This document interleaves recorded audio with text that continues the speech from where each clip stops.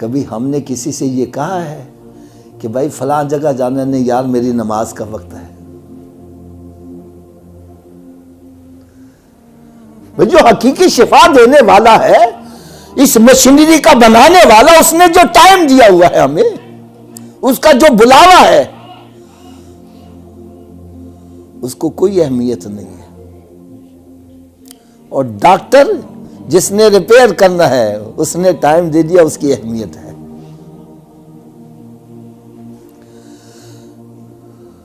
اس programme کے آگے سب programme ہیچ ہیں، اور جو خالق ہے، مالک ہے،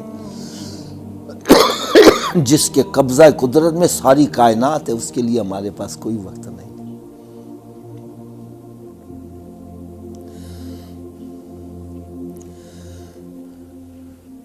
میں ایک حدیث بلکہ ایک تفسیر پڑھ رہا تھا۔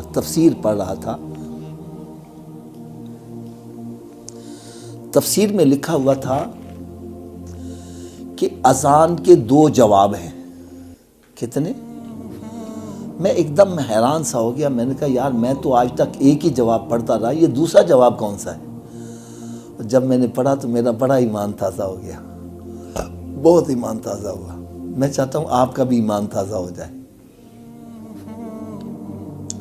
اس میں لکھا تھا پہلا جواب تو یہ ہے کہ جو کلمات مؤذن کہتا ہے وہ کلمات تم بھی دہراتے جاؤ، اور دوسرا جواب یہ ہے کہ اٹھ کر مسجد میں آ جاؤ۔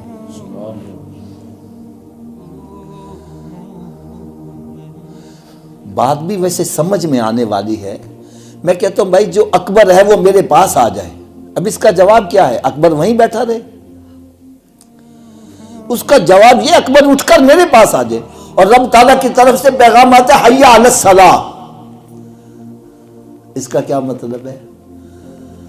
اونچی بولو یار۔ اس کا مطلب ہے میں گھر میں بیٹھا رہوں۔ ایک اور آپ کو بڑی ایمان افروز بات سناؤں، اللہ کرے یہ بات بھی میری دل میں اتر جائے۔ ایک طرف میرے والد صاحب بیٹھے ہیں، ایک طرف میرا دوست بیٹھا ہے۔ دوست کہتا ہے حافظ صاحب آج اس دروازے سے نیچے جانا ہے۔ والد صاحب کہتے نہیں بیٹا اس دروازے سے نیچے جانا ہے۔ مجھے کس کی بات ماننی چاہیے؟ اونچی بولو یار۔ والد صاحب کی کیوں مانوں؟ بڑے ہیں، وہ برا نہیں جان پائیں گے، بڑے ہیں، اور دوسرا وہ برا سوچ بھی نہیں سکیں گے۔ ان کا کہنے کا مقصد یہ ہے کہ والد صاحب کا مقام دوست سے بلند ہے۔ جب چھوٹے اور بڑے کی بات اکٹھی آ جائے تو پھر چھوٹے کی بات چھوڑ دیتے ہیں، بڑے کی بات مانتے ہیں۔ ایسا ہی ہے نا جی۔ اور یہ شریعت کا مسئلہ بھی ہے۔ آپ حضرات 4 رکعت کی نیت کرتے ہو ظہر کی، 2 رکعت کے بعد جب اتحیات میں بیٹھے ہیں، اس کو بولتے ہیں درمیانی قعدہ۔ یہ واجب ہے نماز میں۔ کیا ہے؟ اگر آپ درمیانی قعدہ بیٹھنا بھول گئے، کھڑے ہو گئے، تو اب آپ کو کیا کرنا چاہیے؟ واپس آنا چاہیے یا کھڑے ہو جانا چاہیے؟ کھڑے رہنا چاہیے۔ کیوں؟ اس لیے کہ کھڑا ہونا فرض ہے اور قعدے میں بیٹھنا واجب ہے۔ جب فرض کا مقام زیادہ ہے تو پھر فرض کو چھوڑ کر واجب کی طرف نہیں آیا جائے گا، بلکہ واجب ترک ہو گیا کوئی بات نہیں، سجدہ صاف کر لیں گے نماز ہو جائے گی، اور فرض چھوٹ گیا تو نماز ہی نہیں ہوگی۔